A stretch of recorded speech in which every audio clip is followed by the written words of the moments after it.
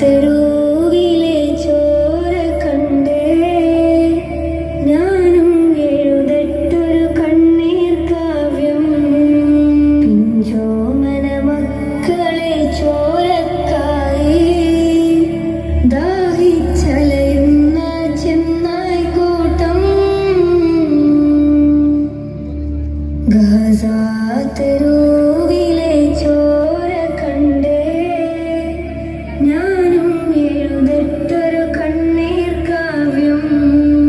പിഞ്ചോമന മക്കളെ ചോരക്കായി ദാഹിച്ചലയുന്ന ചെന്നായി കൂട്ടം. മരിച്ചത് ഞാനല്ല, നീയാണ് മുസ്ലിമേ.